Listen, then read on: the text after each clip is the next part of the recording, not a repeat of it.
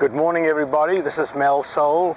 This is October the 24th, 2016. Today I'm doing my Monday rewind in front of my golf school building. Great excitement on the European Tour, the Portuguese Masters. We had three storylines going into the final round. We had Andres Hansen, who had retired from the European Tour about a year ago, but in order to keep on the career money list, he had to play a minimum of 5 tournaments per year, and he'd played 4, so he had one more to play, so he decided to play in the Portuguese Masters. Well, coming into the final round, he was in that close group capable of winning. We had Andy Sullivan, won last year, so he was the defending champion, and then we had the guy that everybody really likes, Padraig. So we had 3 of these guys. Everybody was pulling for one or the other.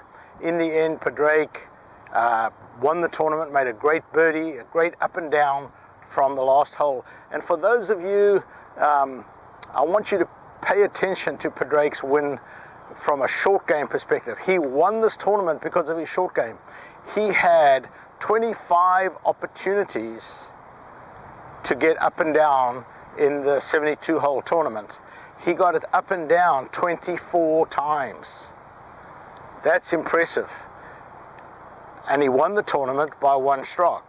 So, you know, work on your short game, it'll bring your scores down. A few players lost their scorecard. The one that was disappointing to me, a lot of you won't even have heard of him, a guy by the name of Xander Lombard. Xander is a South African, a young kid. I've been following his career, great potential. I hope that he goes back to Q School and gets his European Tour card, because he's a player of the future. Another one, the big long-hitting Alvaro Quiros. You know, 2 years ago he was on top of the world. He lost his card. He's got to go back to Q School as well. On the PGA Tour, they were playing in Kuala Lumpur, and Justin Thomas defended and won the title, won it by 3 shots going away from Hideki Matsuyama. Hideki Matsuyama is so close. He's such a great player. I love his golf swing. I love the little pause that he makes at the top before he hits. I'm sure he's going to get into the winner's circle, you know, pretty soon.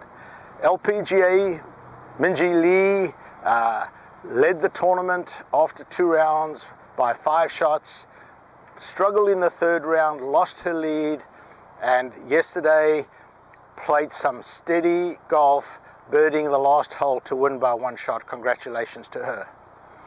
And then to end my Monday rewind, they announced the people that are going into the Hall of Fame. Davis Love is the American going in.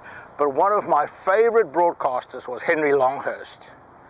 And I used to just love listening to him talk. He was a great writer and great commentator. And there's a little story that Henry Longhurst put out. A friend of his was very ill, dying of cancer, and the last time that Henry Longhurst was with him, he was talking to him, and his friend said, you know, I wonder if the grass is really greener on the other side. And Henry didn't think much of it at the time, but about a month later, after his friend had passed away, he's walking down the street, and somebody stopped him and said, I have a message for you from your friend. Now, I don't know of those of you that believe in the afterlife or whatever, but his friend said, the grass is greener on the other side. He said, I don't know what that means, but he said that you would know. Just something to think about. Tomorrow, Training Aid Tuesday. I've got a great training aid developed by a friend of mine, Joe Pagano. So stay tuned, watch tomorrow. It's a great training aid that's going to help those of you that struggle a little bit with swaying on the backswing, those of you that struggle to get your weight across on the other side. This is a training aid for you. Check it out.